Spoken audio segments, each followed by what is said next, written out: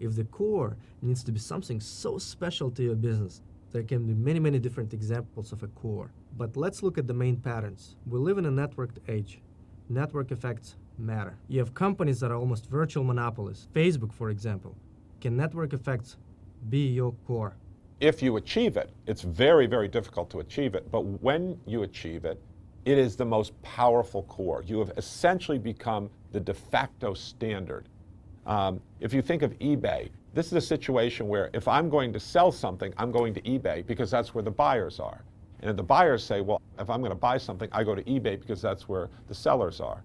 This is why how you achieve networking effects. And it basically crowds everybody else out of the marketplace. When I think of the core, I think of mission-driven founders like Tony Hsieh of Zappos, who care deeply, in his case, about customer experience, and they religiously execute on it. So can customer experience be a good example of a core? Yeah, and I think that's a good example. Is if you contrast that to other people who say, oh, customer service is our core, and oh, by the way, quality is as well, and is price. You know, you can't serve three masters, then you're serving none. Then your core is very weak. But in the case of Zappos, they did a terrific job of doing that. And that was through all their processes, and what they talk about is their culture. The silent supervisor, the culture, made sure that customer service was always number one. Culture, the silent supervisor, I love that. Let's talk about Walmart now. Walmart gets often criticized for their labor practices. But at the same time, you know when you go into that store, you're gonna get the best price. Can low cost be an example of a core? Yeah, I mean, there's another one. You can choose different things, and at Walmart, they made a complete commitment to low cost, cost above all else. A friend of mine went down to Walmart, and he was an investment banker from a big New York investment bank, goes down to Bentonville, Arkansas, and for lunch, they're expecting a nice lunch, which investment bankers get. They come out with sandwiches that were made by the significant others at Walmart, and they said, here's your lunch. And then, by the way, if you want a soda, you can go get it from the machine down there.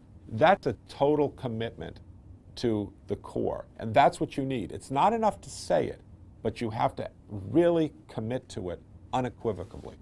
I have classmates who work at Walmart, and there are interesting stories that I hear. When they go on business trips, they never go business. They always fly coach, the cheapest flights possible. And when they get hotels, if they go together, say as a group, they get the same hotel room for 2 or more individuals. That's understanding your core, and everyone's fully committed to it. Let's turn to another iconic company, Apple. We all recognize it for the incredible, unrivaled user experience. What do you think of user experience as an example of a core? So user experience is a very popular one now. And when you look at Apple, they have done a terrific design of not being the best technology, not being the best from a cost standpoint, but integrating it together for an experience for the user, the UX, the user experience. And this involves design, but it's much more than just industrial design. It's the whole experience. And this goes down to not just Jonathan Ives, but Steve Jobs himself just immersing himself before a product is released in every little detail. Your core is what you do better than anybody else. And the other things you have to satisfy. That means you have to do good enough so that it doesn't kill you. But the core is a thing that you're going to do better than anybody else when it comes down to it. No one will ever beat you along that axis.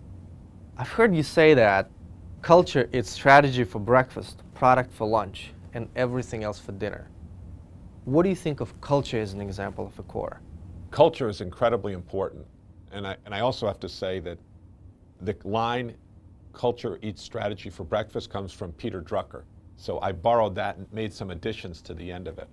But I think culture is incredibly important. I mean, if you know what your core is, and you believe in it, and you're willing to make that commitment to it, then your culture needs to reflect that.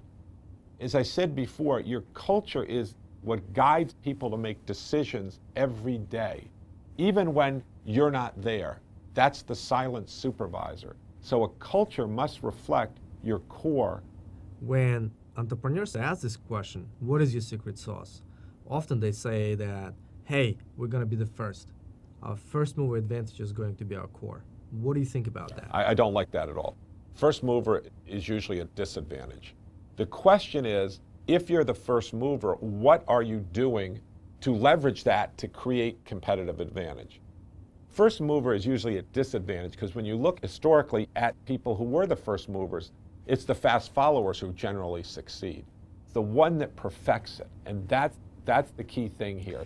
Now, this is MIT. We love technology, and MIT is famous for creating a lot of intellectual property. Is intellectual property a good example of a core? Yeah, technology is in our name. So we love technology. Technology is a competitive advantage, no question about it. But the nature of the core, I believe, is that the core should get stronger over time. There are some fundamental patents that will protect you, core memory or a drug patent. But for a company, that's kind of one-time shot. I like to see companies that build up a core that expands over time.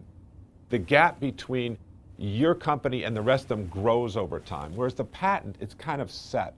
And it's easier to work around a patent because when you submit a patent, you have to disclose what it is and you get protected for that. But as soon as you disclose what it is, people can work their way around it. A trade secret, you don't have to disclose it. So these I consider more moats around it rather than that which is your core, because your core should be a capability, again, or some sort of network effect or something else that can increase over time. Well, Bill, clearly an important step here. This is who you are, meeting what the market needs. We've covered a lot. What's key?